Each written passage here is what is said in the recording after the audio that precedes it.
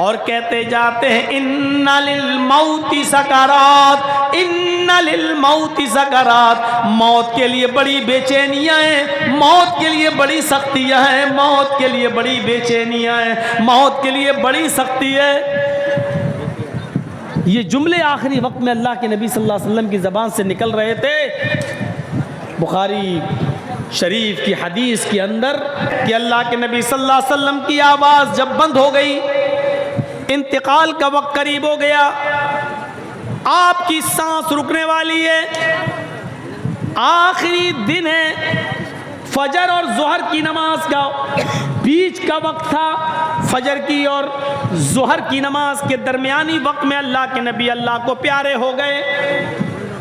इससे पहले जब आपकी आवाज़ बंद हो गई और ज़बान से कोई चीज़ बोलने के काबिल न रहे, इशारे से कोई भी बात कहना होती थी तो इशारे से कहते थे। इसी बीच में हज़रत आयशा के भाई अब्दुर्रहमान जब घर में तशरीफ़ लाते हैं, अल्लाह के नबी सल्लल्लाहु अलैहि वसल्लम को देखने के लिए आते हैं, तो हज़रत अब्दुर्रहमान अबू बकर के बेटे हज़रत आयशा के भाई मिसवाक करते हुए आए थे। नबी अकरम ने जब मिसवाक पर नज़र डाली तो हज़रत आयशा की रान पर उनकी गोद में सर रखे हुए थे अल्लाह के नबी। तो आपने इशारा किया, आयशा से इशारा किया, यानी ये जो मिसवाक कर रहे हैं ये मुझे चाहिए। आखिरी वक्त है, हजरत आयशा ने अपने भाई अब्दुर्रहमान से मिसवाक ले ली और वो मिसवाक अल्लाह के नबी को दे दी।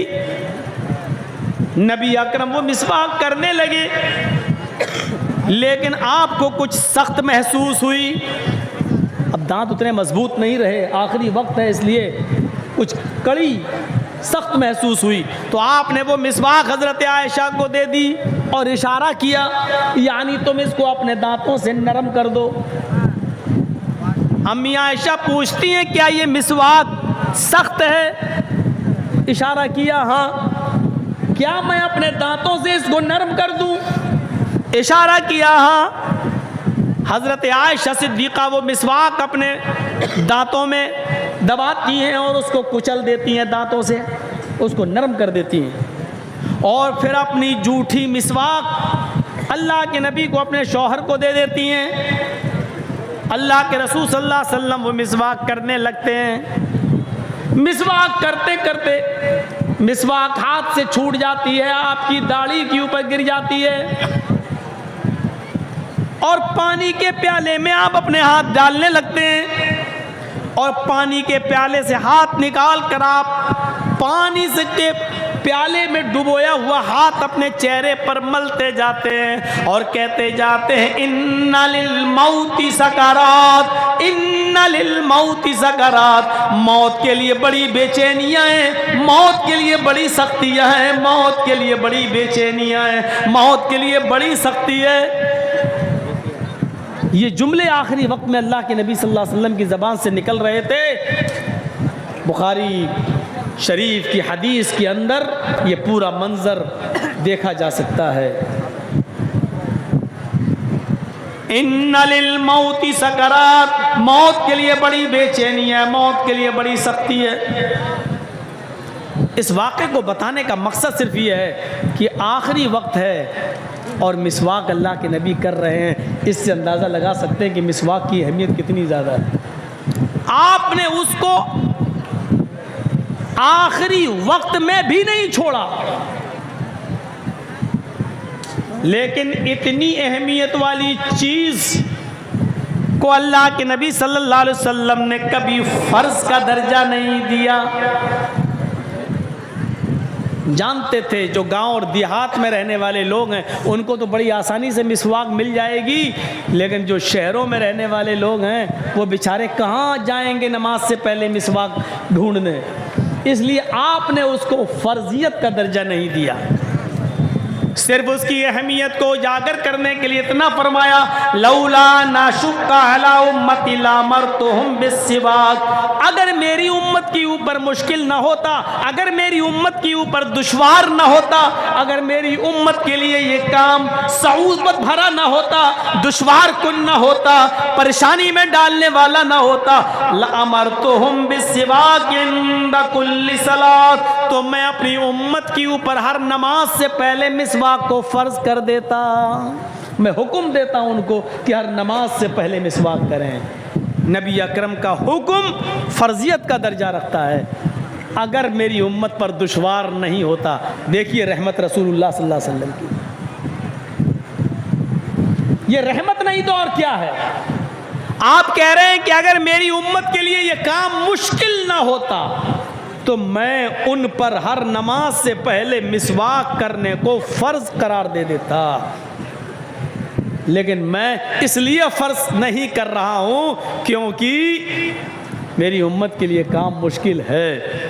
लेकिन आपने उसकी अहमियत बरकरार रखी, आखिरी वक्त तक मिसवाक करके बता दिया कि देखो मेरी नज़र में मिसवाक कितनी अहम है कि इंतकाल से पहले भी हजरत अब्दुर्रहमान इब्ने अबी बकर के हाथ में मिसवाक देखी तो ले ली, और कड़ी थी, सख्त थी, तो हजरत आयशा से कहा कि इसको अपने मुंह में रखो और अपने दांतों से रखकर इसको नरम कर दो। हजरत आयशा कहती है कि मैंने उस मिसवाक को अपने दांतों से चबाकर नरम कर दिया और जनाब मोहम्मद रसूलुल्लाह को दे दिया। यानी सख्त है फिर छोड़ नहीं रहे, उसको नरम करवा रहे हैं, उसको दांतों से कुचलवा रहे हैं और फिर कर रहे हैं। अंदाज़ा लगाइए कि ये नबी अकरम की नज़रों में मिसवाक की अहमियत कितनी है। टूथपेस्ट करने वाले नौजवान मिसवाक की अहमियत क्या जाने, और मिसवाक की अहमियत इतनी है तो कुछ लोगों ने गुलू भी कर दिया और ऐसी ऐसी ज़ईफ़ और मौजू और मनगढ़ंत हदीसें गढ़ डाली हैं कि मिसवाक करके नमाज पढ़ने से 70 गुना ज़्यादा सवाब मिलता है। ऐसे ऐसे लोग भी दुनिया में मौजूद हैं जो मस्जिदों में बैठ जाएंगे, किताब खोल लेंगे और लोगों को दर्स देंगे कि मिसवाक करके जो नमाज पढ़ी जाती है वो नमाज बगैर मिसवाक के पढ़ी हुई, बगैर मिसवाक के जो पढ़ी जाती है बगैर मिसवाक किए हुए, तो मिसवाक के ज़रिए मिसवाक करके पढ़ी हुई नमाज 70 गुना ज़्यादा वज़न रखती है और 70 गुना ज़्यादा अहमियत रखती है। सब मौजू और मनगढ़ंत रिवायत है। मिसवाक की अहमियत है, इसका इनकार नहीं, लेकिन मिसवाक के बारे में अल्लाह के नबी सल्लल्लाहु अलैहि वसल्लम ने फरमाया, लौला अन्ना शुक्का अला उम्मती लामरतुहुम बिस्सिवाक, इंद कुल्ले वुज़ू भी आया, इंद कुल्ले सलात भी आया, इंद कुल्ले मस्जिद भी आया। अलग अलग हदीसों में अलग अलग बातें आई हैं। मैं हर वुज़ू से पहले मिसवाक को फ़र्ज कर देता, मेरी उम्मत पर मुश्किल ना होता तो हर नमाज से पहले मैं मिसवाक को फ़र्ज कर देता, लेकिन मैं फ़र्ज नहीं कर रहा हूँ क्योंकि मेरी उम्मत पर यह काम मुश्किल है। ये रहम है नबी अकरम का। अगर फ़र्ज कर देते तो ज़रा बताइए क्या होता। बगैर मिसवाक किए हुए नमाज नहीं होगी, फ़र्ज है नमाज, फ़र्ज मिसवाक भी फ़र्ज। अगर ये कह देते अल्लाह के रसूल तो क्या होता, आप अंदाज़ा लगा सकते। ये रहमत है नबी अकरम सल्लल्लाहु अलैहि वसल्लम। आइए ज़रा वो भी एक मंजर देखें, और ख़ास तौर पर वो नौजवान अभी से अपना जहन बना लें जो पूरी रात कैरम बोर्ड खेलते हैं। वो नौजवान भी ज़रा तवज्जो दें जो पूरी रात लाइटें जलाकर पूरे मैदान में और क्रिकेट मैच खेलते हैं, या इंटरनेशनल लेवल पर होने वाले मैच को पूरी रात जागकर टेलीविज़न पर या मोबाइल पर मैच देखकर पूरी रात ख़राब करते हैं। वो लोग भी ज़रा नज़र डालें। हज़रत आयशा सिद्दीक़ा फरमाती हैं कि 3 सहाबियों का एक वफ़द अल्लाह के नबी सल्लल्लाहु अलैहि वसल्लम से मिलने आया, लेकिन नबी अकरम सल्लल्लाहु अलैहि वसल्लम घर पे मौजूद नहीं थे। जा सलासतु रहती, 3 सहाबियों पर मुश्तमिल एक जमात नबी अकरम सल्लल्लाहु अलैहि वसल्लम की बाज़ बीवियों से मुलाकात करती है। इला बाज़ बुयूत नबी, ये आया बाज़ अज़वाज नबी, नबी सल्लल्लाहु अलैहि वसल्लम की बाज़ बीवियों से मुलाकात करने के लिए नबी नहीं मिले तो अल्लाह के रसूल की कुछ बीवियों से उन्होंने मुलाकात की और पूछा, अल्लाह के रसूल कितनी नमाज पढ़ते हैं, कितने रोज़े रखते हैं, कितना सोते हैं, रात में कितना उठते हैं। पूरी इबादत का हाल मालूम करने के लिए नबी की बाज़ बीवियों से मुलाकात करता है। 3 सहाबियों का एक वफ़द, और बीवियों से मुलाकात करने के बाद जब ये वफ़द बाहर आया, ये तीनों सहाबा बाहर आए तो कहने लगे, कहाँ अल्लाह के रसूल और कहाँ हम, कहाँ हमारी इबादतें और कहाँ नबी। अल्लाह के नबी अगर इबादत ना भी करें तो चलेगा, क्योंकि वो तो जन्नती हैं। हमको तो अल्लाह के नबी सल्लल्लाहु अलैहि वसल्लम से ज़्यादा इबादत करना चाहिए। अल्लाह के नबी सल्लल्लाहु अलैहि वसल्लम की बीवियों ने नबी की इबादत करने का जो हाल बताया है वो नबी के लिए ठीक है। हमें नबी अकरम से ज़्यादा करना है, क्योंकि नबी तो बख्शे बख्शाए हैं, नबी तो जन्नती हैं। हमें जन्नत में जाने वाले आमाल करना है। ऐसा है, उन तीनों में से एक सहाबी ने क्या कहा, नक्शा देखिए। एक ने कहा, हम आज के बाद रात भर नमाज पढ़ेंगे और कभी सोएंगे नहीं, हर रात जागेंगे और पूरी रात हम अल्लाह की इबादत में लगे रहेंगे। हम अल्लाह की इबादत करेंगे, ईशा की नमाज के बाद हम मुसल्ले पे खड़े हो जाएंगे, नफिल पे नफिल पढ़ते चले जाएंगे। आज के बाद हम कभी सोएंगे नहीं, रात भर हम नमाजों में गुजार देंगे। 3 सहाबियों में से एक सहाबी ने यह कहा कि मैं रात भर नमाज पढ़ूंगा और कभी सोया नहीं करूंगा रात में। दूसरे सहाबी ने क्या कहा, रात तो तुमने ले ली, रात भर तुम इबादत करोगे, कभी नहीं सोगे। मैं हमेशा रोजा रखा करूंगा और कभी छोड़ूंगा नहीं, यानी मैं पूरे दिन साल के 12 महीने में रोजे रखूंगा और कभी छोड़ूंगा नहीं। हमेशा मैं रोजा रखूंगा, जब तक मुझे जिंदगी है और मेरी जान में जान है, मैं रोजे को तर्क नहीं करूंगा। मैं हमेशा रोजा रखूंगा, कभी नहीं छोड़ूंगा। अब तीसरा बचा। तीसरे ने कहा, तुम रात भर नमाज पढ़ोगे, तुम दिन भर रोजा रखोगे, तो अब मैं क्या करूं? दिन तो तुमने ले ली, रात तुमने ले ली, मैं भी तो इबादत करना चाहता हूं। तो तीसरे ने बड़ा अजीब एक इबादत का एक तीसरा तरीका है। उसने कहा, अना आतज़िलुन निसा फला तज़व्वज, मैं रात में नमाज पढ़ूंगा और दिन में रोज़ा भी रखूंगा, दिन में रोज़े रखूंगा और रात में नमाज पढ़ूंगा, और बीवी से अलग थलग हो जाऊंगा, बीवी के करीब ही नहीं जाऊंगा, या मैं निकाह नहीं करूंगा, मैं शादी नहीं करूंगा। शादी करूंगा तो बीवी के करीब जाना पड़ेगा, बीवी के करीब जाएंगे तो बच्चे होंगे, बच्चे होंगे तो फिर बच्चों के लिए कमाओ और उनके लिए मेहनत करो, मजदूरी करो, उनको पाल पोस के बड़ा करो।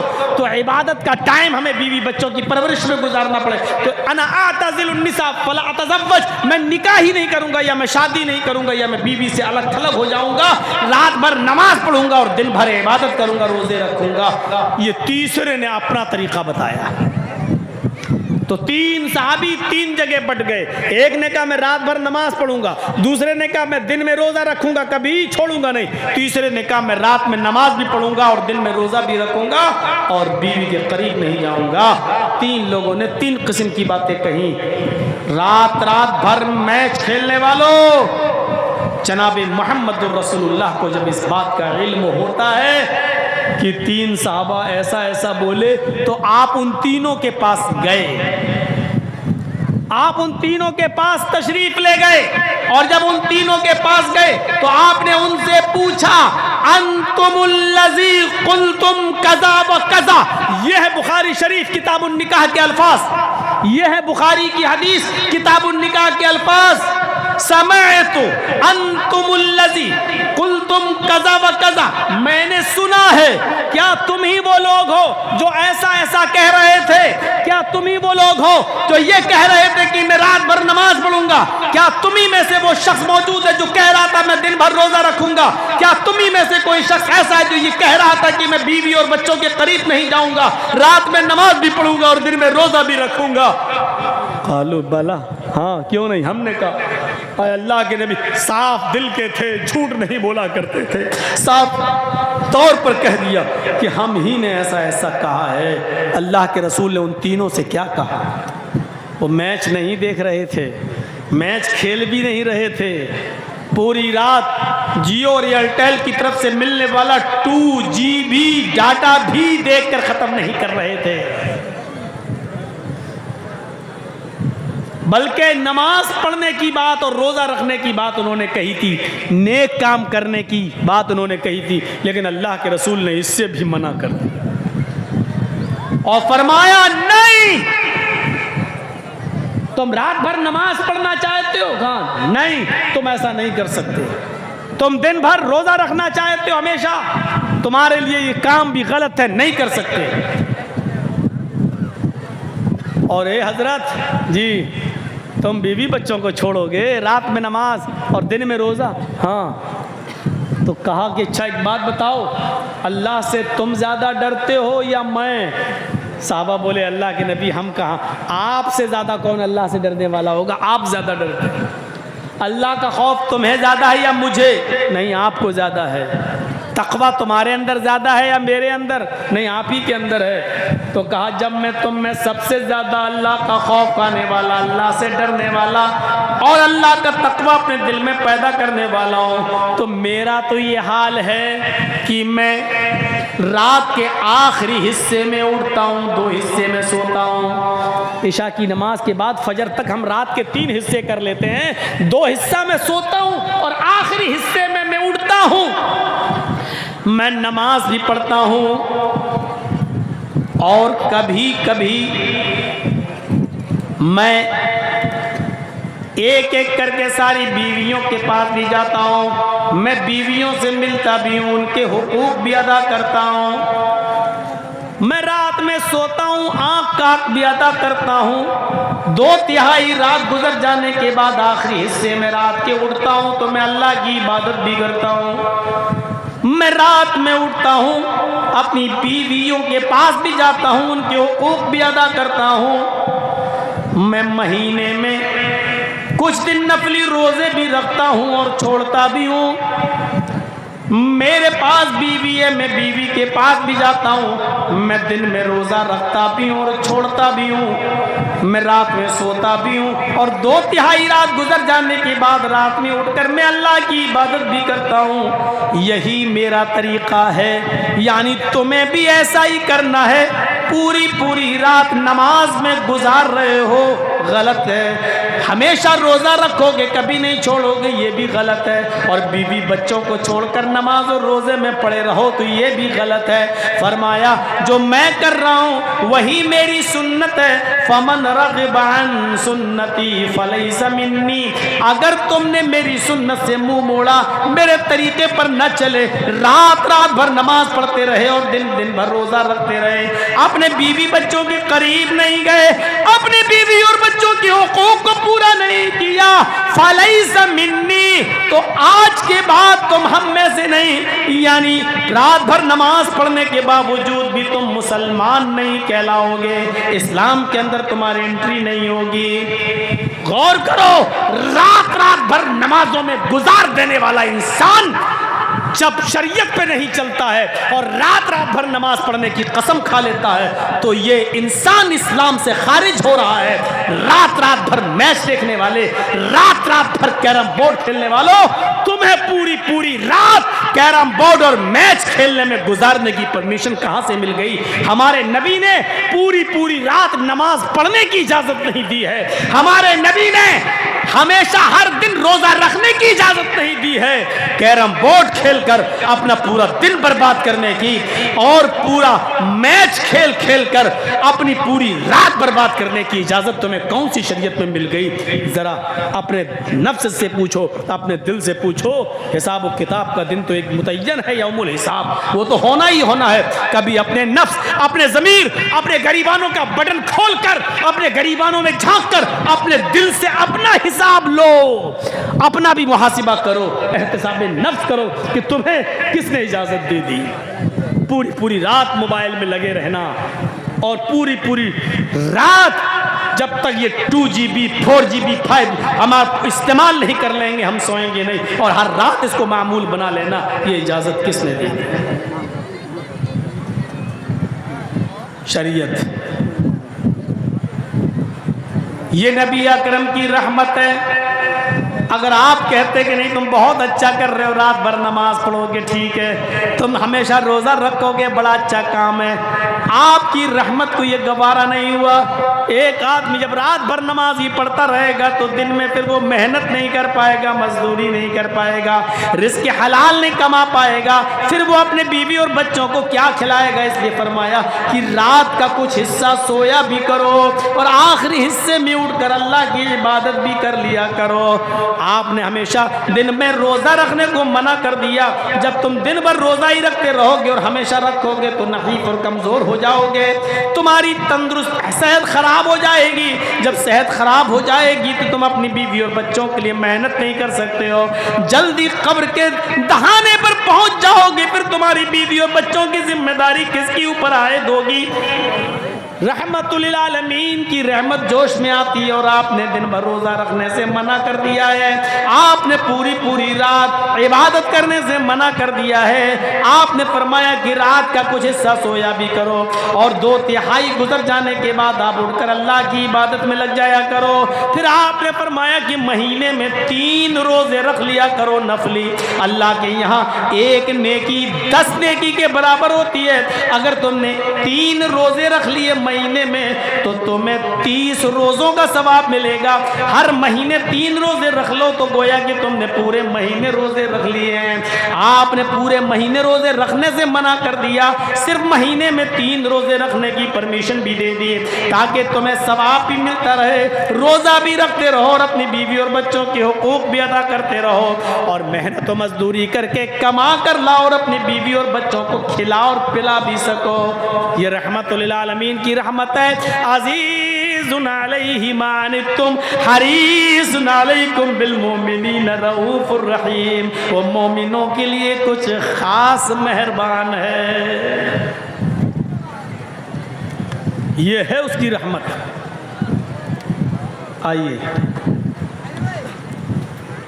अल्लाह के रसूल सल्लल्लाहु अलैहि वसल्लम ने रमज़ान के महीने में 3 रातों में आपने तरावीह की नमाज जमात के साथ पढ़ाई, जिसको हम तहज्जुद भी कह सकते हैं और तरावीह भी। पहली रात पढ़ाई, काफ़ी लोगों ने पढ़ी।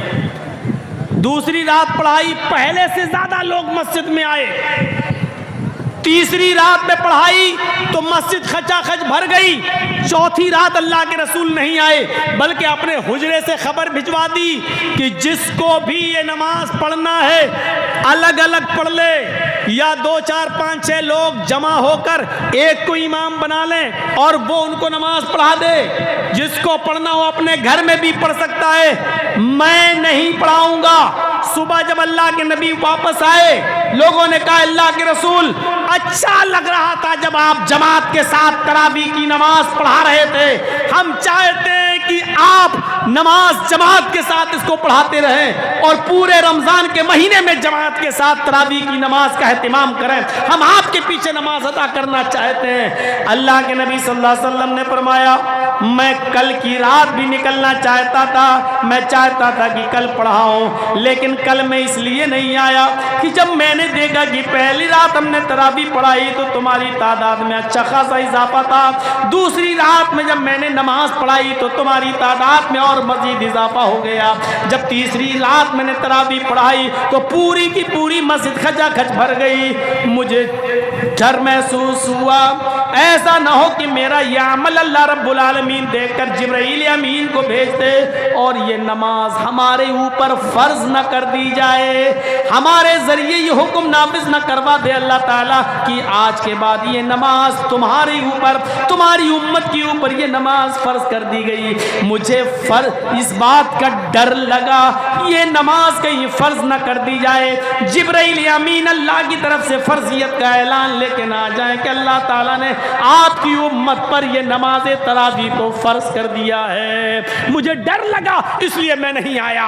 मेरे भाइयों, नबी अकरम ने 3 रात नमाज पढ़ाई और जमात के साथ पढ़ाई, लेकिन चौथी रात में आप नहीं आए। चौथी रात में आप नहीं आए, वजह क्या बताई? मुझे डर लगा कि कहीं ये नमाज अल्लाह ताला मेरी उम्मत पर फर्ज ना कर दे। अगर मेरी उम्मत पर ये नमाज फ़र्ज कर दी जाए और फिर मेरी उम्मत ना पढ़ पाए तो जहन्नम के करीब चली जाएगी। ये नबी अकरम की रहमत का तकाजा देखिए कि आप चौथी रात नमाज पढ़ाने ही नहीं निकले। क्यों? क्योंकि डर लगने लगा कि कहीं फ़र्ज ना हो जाए। मेरी उम्मत पर नबी अकरम का चौथी रात में ना निकलना रहमत है उम्मत के लिए। फ़र्ज हो जाती तो क्या होता? मिसवाक फ़र्ज हो जाती तो क्या होता? रात रात भर इबादत और दिन दिन भर के रोज़े फ़र्ज कर दिए जाते। अल्लाह के रसूल कहते थे नहीं बहुत अच्छा करो, आज बहुत अच्छा अमल करो, तो क्या होता? हम कहाँ होते आज? ये सूरत हाल देखिए, अपने ज़मीर से पूछिए, अपने दिल से पूछिए। कुरान ने कितनी सही फजीलत बयान की मोहम्मदुर रसूलुल्लाह की। हरीसुन अलैकुम बिल मुमिनीना रऊफुर रहीम, वो मोमिनों के, मुसलमानों के फ़ायदे के बड़े मुतमन्नी रहते हैं और मोमिनों के साथ उनकी रहमत कुछ ख़ास है। कितनी ख़ास रहमत है। आइए एक और चीज़ बताएं, और बहुत प्यारी चीज़, और सुनिए। अल्लाह के नबी फरमाते हैं कि अल्लाह तबारक व तआला ने आदम अलैहिस्सलातु वस्सलाम से लेकर मुहम्मदुर रसूलुल्लाह तक, मुझ तक सारे नबियों को जब भी इस दुनिया में भेजा तो उनको एक इख्तियारी दुआ दी।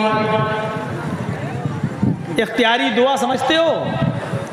इख्तियारी दुआ दी कि हम तुम्हारी सारी दुआएं कबूल करें या न करें ये मेरी मर्जी, लेकिन एक दुआ का इख्तियार देता हूं, तुम मांगो, तुम्हारी वो हम ज़रूर सुनेंगे। इसको कहते हैं इख्तियारी दुआ। एक दुआ हम ज़रूर सुनेंगे तुम्हारी, जो भी तुम मांगना चाहो मांगो। आदम अलैहिस्सलाम ने मांगी और आदम अलैहिस्सलातु वस्सलाम से लेकर ईसा अलैहिस्सलातु वस्सलाम तक सारे नबियों ने वो इख्तियारी दुआ मांगी। अल्लाह के नबी फरमाते हैं, अल्लाह ताला ने हर नबी से कहा मांगो हम तुम्हें देंगे। सारे नबियों ने जल्दी कर ली। अल्लाह ताला ने दुनिया में इख्तियार दिया था कि मांगो, एक दुआ हम तुम्हारी जरूर सुनेंगे, तुम्हारी मर्जी जो मांगोगे हम तुम्हें देंगे। सारे नबियों ने मांग ली। जब मुझे